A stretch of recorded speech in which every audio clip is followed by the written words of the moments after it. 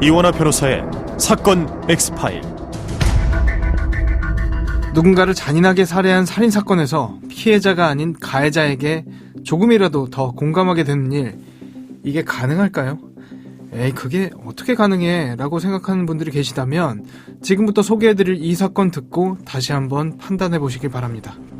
부남아, 옆집 가서 물 좀 길러와. 물 다 떨어졌네. 가기 싫은데. 얘가 갑자기 왜 이래? 맨날 하던 일인데 왜 갑자기 싫다는 거야? 그 아저씨네 가기 싫어요. 얘가 사춘기인가? 잔말 말고 다녀와. 진짜 싫은데. 부남이다. 부남아! 안녕. 부남아, 너 어디 아파? 걷는 게 이상하네. 아니야. 그냥 좀 다쳐서 아픈데 괜찮아. 진짜 괜찮은 거 맞아? 너 걷는 거 진짜 이상한데? 아픈 거 같은데? 괜찮아. 시간 지나면 다 나을 거야.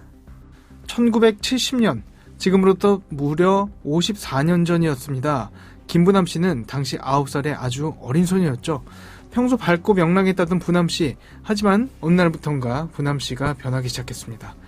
늘 우울해 보였고 어딘가 모르게 불안해 보였죠. 그렇게 21년이라는 세월이 속절없이 흘렀습니다. 조용히들 하세요. 비고, 할 말 있습니까? 나는 사람이 아닌 짐승을 죽였습니다. 네? 뭐라고요, 비고? 다시 한번 말씀해 주시겠습니까? 나는 사람이 아닌 짐승을 죽인 겁니다. 1991년 8월, 부남 씨는 한 남성을 흉기로 무참히 살해한 혐의로 재판에 넘겨졌습니다. 그리고 재판장에서 사람이 아닌 짐승을 죽였다는 말을 남겼는데요. 도대체 부남 씨에게 무슨 일이 있었던 걸까요? 오늘 사건 엑스파일에서 이 사건 자세히 살펴보겠습니다. 안녕하세요. 이원하 변호사의 사건 엑스파일 이원하입니다. 오늘도 로엘 법무법인 임흥준 변호사와 함께합니다. 변호사님 어서 오세요. 안녕하십니까. 로엘 법무법인의 임흥준 변호사입니다. 인권 문제 때문이라도 누군가의 이름, 실명이 붙은 사건이 그렇게 많지는 않잖아요. 그런데 오늘 살펴볼 이 사건은 김부남 사건이라고 누군가의 실명이 사건 이름으로 붙어 있네요. 네, 김부남 씨가 오늘 알아볼 사건의 피의자이자 피고인이시고요. 네. 예전에는 강력범죄 등 주요 사건의 피의자 인적사항이 언론을 통해 공개됐었기 때문에 이렇게 이름이 사건 앞에 붙는 경우가 많았습니다. 물론 1998년 7월 14일이죠. 대법원이 신상 공개에 따른 손해배상 청구를 받아들인 뒤부터는 피의자 인적사항 공개에 제동이 걸렸고요. 2003년 3월 참여정부가 들어선 뒤에는 경찰이 피의자 신상을 일반에 공개하지 않는 것을 원칙으로 정했습니다. 네. 그래서 김모 씨 아니면 A 씨라고 표현 많이 하죠. 김부남 씨가 피고인, 그러니까 살인을 저지른 가해자였다는 건데 어떤 일이 있었던 겁니까? 김 씨가 피해자 송 씨 집 문을 박차고 방 안으로 들어가 부엌칼로 송 씨의 생식기와 낭심을 집중적으로 난도질했습니다. 네. 피해자 송 씨는 사건 당시 나이가 55세로 연세가 좀 있으셨고요. 중풍까지 앓고 계셔서 오른쪽 팔과 다리를 제대로 쓰지 못하는 상태이니 제대로 대응도 못하시고 속수무책으로 당할 수밖에 없었습니다. 네. 또 김 씨는 송 씨를 살해하기 위해 시장에 가서 부엌칼과 과도도 샀고요. 칼집을 만들어 허리띠 양쪽에 찬 뒤 코트자락을 제치고 빠르게 칼을 뽑아드는 연습도 여러 차례 하는 등 치밀하게 범행을 준비한 것으로 알려져 있습니다. 여기까지만 들으면 피해자분이 굉장히 불쌍하고 가해자분이 이렇게까지 치밀하게 범행을 저질렀다면 나쁜 사람이다 이런 네. 생각까지 할 수도 있을 것 같은데 가해자랑 피해자랑 혹시 서로 아는 사이였던 건가요? 네, 이 사건 당시로부터 21년 전인 1970년 피해자는 가해자의 이웃집에 살고 있던 아저씨였습니다. 네. 두 분이 또 모를 수도 없었던 게 김 씨 집에 우물이 없어서 김 씨는 자주 송 씨네 집에 물을 기르러 갔다고도 합니다. 그런데 왜 21년 만에 갑자기 송 씨를 살해한 건가요? 네, 제가 살인을 정당화하고 싶진 않지만 그럴 만한 동기가 있긴 했습니다. 네. 그날도 김 씨가 물을 기르러 송 씨네 집에 갔던 날인데요. 송 씨가 심부름 시킬 일이 있다며 잠시 방 안으로 들어오라고 김 씨에게 이야기를 합니다. 당연히 아무 생각 없이 김 씨가 방에 들어가자 송 씨는 돌변해서 김 씨의 옷을 강제로 벗기고 입을 틀어 막은 뒤 강간을 했습니다. 그리고 이 일 때문에 김 씨가 송 씨를 결국 21년이 지나 살해하게 된 것이기도 합니다. 9살이면 초등학교 2학년 정도거든요. 정말 어린 나이인 건데 사건 이후 제대로 된 신체적, 정신적 치료는 받았을까요? 그럴 수가 없었습니다. 왜냐하면 송 씨가 오늘 일은 아무에게도 말하면 안 된다. 말하면 너도 죽고 네 부모와 오빠도 다 죽는다. 라고 김 씨에게 위협했기 때문입니다. 협박까지 했네요. 네. 그래서 김 씨는 아래의 상처에서 계속 피가 나고 참을 수 없을 정도로 아파도 자신과 가족에게 나쁜 일이 생길까봐 절대 아무 말도 할 수가 없었습니다. 심지어 제대로 걷지도 못하는 모습을 보고 걱정하는 가족과 이웃, 학교 선생님에게는 그냥 좀 다쳐서 아픈데 괜찮아요 라고 하며 얼버무릴 수밖에 없었습니다. 물론 열흘 정도가 지나자 아래의 상처는 거의 아물고 걷는 것도 편해졌습니다. 정말 신체적인 상처는 자연 치유된 것이겠죠? 네. 근데 김 씨는 매번 물을 기르러 송신에 가야 했기 때문에 그 정신적 트라우마는 엄청날 수밖에 없었습니다. 그렇죠.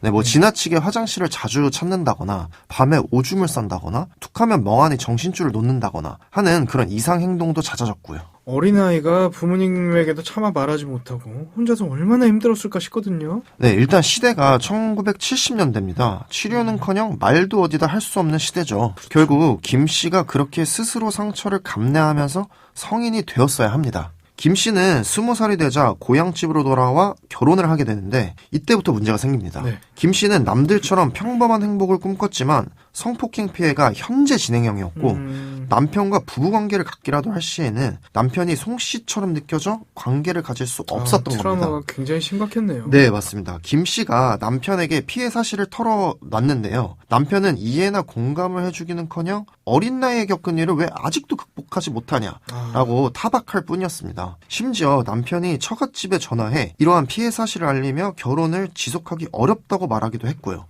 결국 김 씨가 정신과 진료도 받아가면서 극복해보려고 노력했지만 결혼은 2달 만에 파경에 이르게 됩니다. 네. 이후 김 씨는 또 결혼을 하게 되는데요. 두 네. 번째 남편과는 부부관계를 정상적으로 갖는가 싶다가도 역시나 비슷한 문제가 반복되어 혼인관계가 유지되기 어려웠습니다. 네. 결국 김 씨는 어떤 평범한 행복을 찾기 위해 고민하게 됐고 모든 고통의 원인은 1970년 송 씨에게 성폭행을 당한 것 때문이라는 점을 깨닫게 됩니다. 네네네. 자, 너무 안타까운 사건입니다만 감정과는 상관없이 너무 오래전 일이라 공소시효 문제가 걸리거든요. 네, 여기서 첫 번째 법률적 쟁점이 공소시효입니다. 네. 당시에는 아동을 성폭행해도 성인을 성폭행한 것과 같이 처벌했었기 때문에 일반 형법상의 공소시효가 적용됐을 겁니다. 네. 그리고 말씀드렸다시피 21년이 지났으니 공소시효가 완성됐을 수밖에 없고요. 네. 또 두 번째 법률적 쟁점은 친고죄입니다. 네. 네, 친고죄는 청취자분들도 좀 생소하실 수 있는데요. 쉽게 설명하자면 피해자의 고소가 있어야 처벌할 수 있는 범죄를 의미합니다. 당시 강간죄는 친고죄였고 친고죄의 고소기한이 6개월이다 보니까 이미 고소기한이 지나 고소를 진행할 수도 없었습니다. 네. 아무튼 김 씨가 이 법률적으로 해결을 할 수 없으니 도의적으로라도 송 씨에게 책임을 묻죠. 근데 송 씨가 반성하기는커녕 오히려 김 씨에게 당당한 모습을 보입니다. 이유는 김 씨의 오빠가 송 씨로부터 40만 원을 합의금조로 지급받았기 때문입니다. 송 씨는 더 이상 자신에게는 21년 전 책임이 없다고 생각했던 것이죠. 결국 김 씨는 극단적인 결심을 할 수밖에 없습니다. 극단적인 결심이라는 게 자신을 해야 하는 그런 게 아니었으면 좋겠는데 어떤 거였죠? 네, 앞서 언급드렸었는데 김 씨가 시장에 가서 부엌칼과 과도를 샀고요. 칼집을 만들어 허리띠 양쪽에 찬 뒤 칼을 뽑는 연습도 합니다. 즉, 송 씨를 죽일 결심을 했다는 것이죠. 아무튼 김 씨는 송 씨 집으로 찾아가 문 밖에 서서 할 말이 있으니 친정집으로 오라 라고 요구를 합니다. 근데 송 씨는 이미 40만 원 주고 합의 봐서 다 끝난 일 가지고 왜 또 그러냐라고 하면서 오히려 욕설을 퍼붓습니다. 더 이상 참을 수 없었던 김 씨가 문을 박차고 방 안으로 들어가 코트자락을 제치고 부엌칼을 뽑아든 뒤에 중풍으로 오른쪽 팔과 다리를 제대로 쓰지 못하는 상태였던 송 씨의 생식기를 향해 칼을 휘둘렀고 송 씨의 처절한 비명이 터져 나왔습니다. 김 씨는 멈추지 않고 찔렀고요. 송 씨가 필사적으로 방어하자 김 씨는 허리춤에서 과도를 꺼내 재차 송 씨의 하복부를 마구 찌릅니다. 비명 소리에 놀라 이웃들이 달려와 김 씨를 말려보려 했지만 쉽지 않았다고 하네요. 네, 그랬을 것 같아요. 자, 경찰이 출동했을 때 도망가려 하지도 않고 흉기를 든 채 멍하니 서 있었다 하더라고요. 네, 뭐 완전히 체념한 것이겠죠. 어떻게 보면 소정의 목적을 달성했으니까요. 네네네. 한편으로는 좀 허망하기도 했을 겁니다. 뭐 제가 정확히 김 씨의 기분을 이해하기는 어렵지만요. 그렇죠. 네. 그렇죠. 네. 어쨌든 김 씨는 당연히 경찰한테 현행범으로 체포됐고요. 검찰은 당연히 살인 혐의로 김 씨를 기소합니다. 네. 다만 살인죄의 징역형 형량은 5년 이상인데 네. 검찰은 가장 적은 징역 5년을 구형했습니다. 네. 피고인인 김부남 씨가 재판 과정에서 남긴 말이 지금까지도 굉장히 유명하죠? 네, 김 씨가 여기서 그 유명한 나는 사람이 아닌 짐승을 죽였다라는 네. 발언을 하게 됩니다. 네. 이 발언 덕에 그동안 우리 사회에서 그 존재 자체를 인정하지 않았던 아동 성폭력 문제를 처음으로 수면 위로 끌어올렸다는 점에서 큰 의의가 있다고 볼 수 있습니다. 네. 우리 사회는 짐승보다 못한 아동 성폭행이 낯선 괴물이 아닌 이웃집 아저씨나 친척, 가족 등 아는 사람에 의해 행해질 수 있다는 사실을 인정하고 싶지 않아 했었는데 그 틀을 깨버린 것이죠. 네.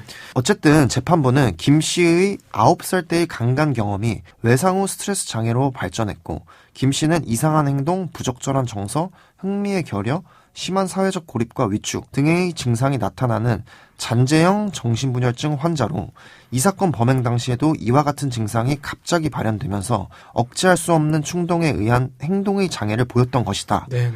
라고 판단하며 징역 2년 6월의 집행유예 3년, 1년의 치료 감호 명령을 내립니다. 네. 항소심과 대법원도 각 항소 및 상고를 기각하여 원심 판결이 그대로 확정됐고요. 네. 계획범죄에 피해자가 사망을 했는데 이 정도 판결이면 굉장히 이례적이다라고 볼 수 있는 거잖아요?